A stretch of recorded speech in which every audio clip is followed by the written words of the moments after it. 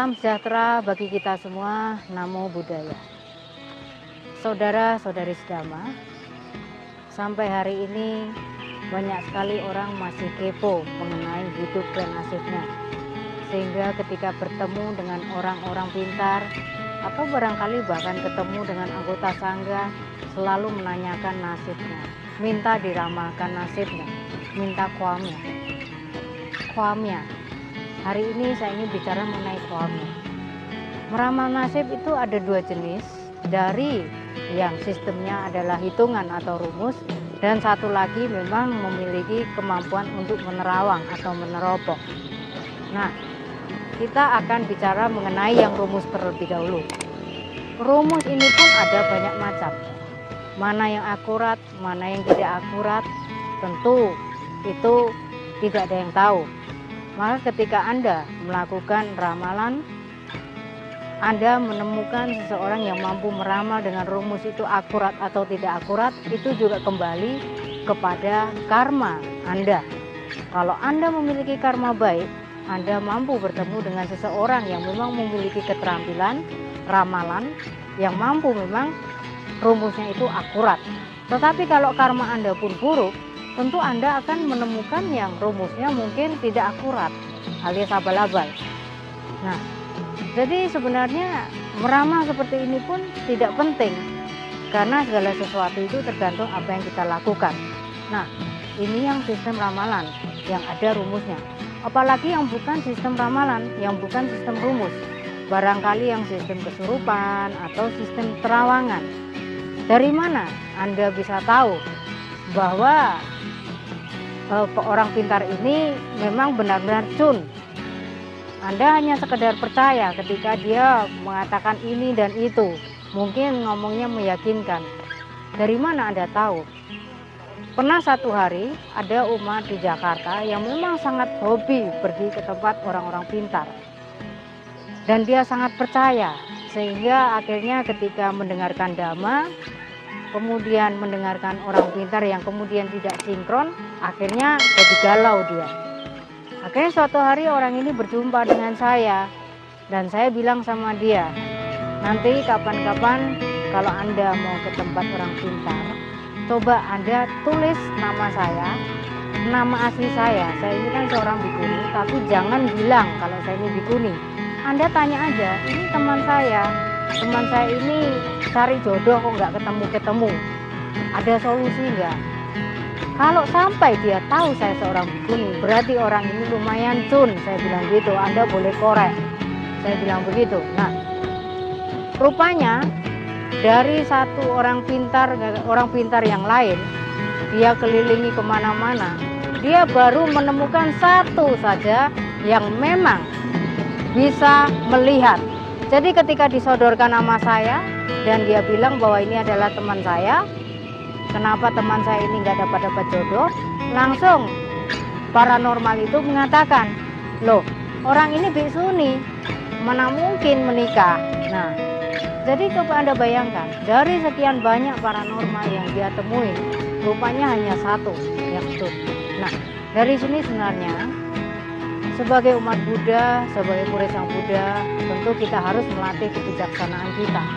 Hidup sesuai dhamma itu tentu akan lebih bermanfaat untuk kita, daripada kita menggantungkan nasib kita ataupun kita percaya kepada hal-hal yang belum tentu kebenarannya.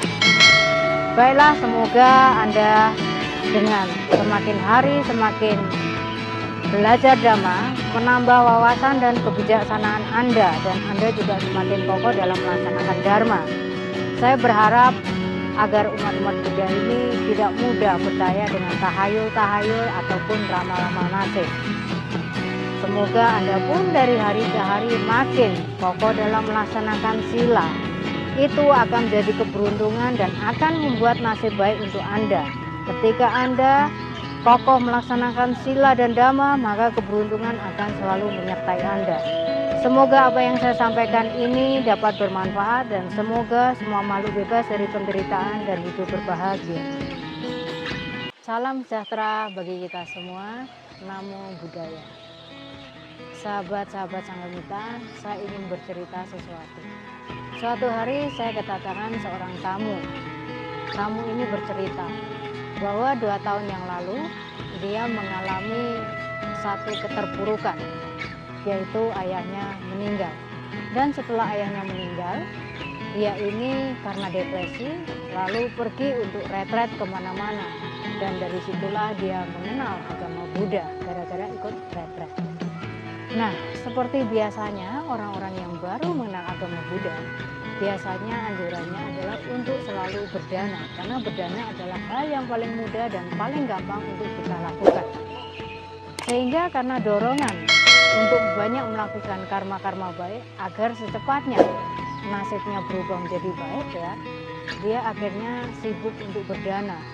Saya justru mengatakan bukan hanya sibuk berdana, tetapi dia sudah kalap untuk berdana. Jadi dia berdana ke sana kemari dan sebagainya. Bahkan akhirnya dia pun membawa mamanya agar ikut berdana. Dan dia kadang-kadang membohongi mamanya untuk urusan berdana. Tapi intinya dia selalu berdana. 2 tahun berlalu, dia istilahnya sudah melalui masa-masa di mana dia mengenal agama Buddha dan selalu berdana. Tapi selama 2 tahun itu, dari sejak bapaknya meninggal dan kemudian bisnisnya itu terpuruk, bisnisnya itu nggak ngangkat-ngangkat lagi. Akhirnya ketemu dengan saya. Jadi waktu itu dia menceritakan itu kepada saya, dan dia menceritakan bahwa dia sempat terlibat konflik oleh mamanya karena dia sempat beberapa kali membohongi mamanya untuk urusan berdana. Jadi akhirnya pada waktu itu saya menyarankan kepada orang ini, sudah Anda stop untuk berdana, sekarang Anda lakukan perbuatan baik di rumah. Jadi waktu itu saya menyarankan, berbaktilah kepada ibumu, kepada mama kamu yang tinggal 1 orang aja. Jadi apapun yang mama kamu misalnya ngomel dan sebagainya, yang mungkin marah sama Anda terima dan diam. Dan ada kebajikan lain yang Anda bisa lakukan di rumah, yaitu Anda bisa membaca parita. Tapi terima dan berdamailah dengan mama kamu, jadilah anak berbakti. Nah, singkat cerita, dia melakukan apa yang saya nasihatkan. Sebulan kemudian, kolega-kolega papanya yang dulu yang berada di luar negeri dan sebagainya itu menghubungi dia lagi. Dan akhirnya terjadilah kerjasama baru antara kolega itu dengan orang tersebut. Nah, saudara-saudara, dari sini kita sebenarnya dapat melihat dan memaknai bahwa sebenarnya kalau kita melakukan kebaikan di rumah pun itu sangat-sangat berbuah besar. Jadi kadang-kadang orang itu sangat sibuk melakukan kebaikan di luar, berdana keluar dan sebagainya. Lalu juga lupa bahwa ada kebaikan-kebaikan yang bisa kita lakukan di dalam rumah. Salah satunya ya berbakti kepada orang tua. Barangkali bagi Anda yang sudah punya anak dan istri, ya menyokong anak dan istri, bertanggung jawab, membahagiakan mereka. Sebelum Anda melakukan perbuatan-perbuatan baik keluar, seyogianya Anda melakukan perbuatan-perbuatan baik di rumah terlebih dahulu. Nah, semoga apa yang saya sampaikan ini bisa menambah wawasan Anda, bisa menjadi inspirasi, sehingga Anda dari hari ke hari menjalankan kehidupan sesuai Dhamma dan juga memprioritaskan keluarga Anda untuk hidup sesuai Dhamma sebelum Anda melakukan kebaikan di luar. Semoga semua makhluk bebas dari penderitaan dan hidup berbahagia.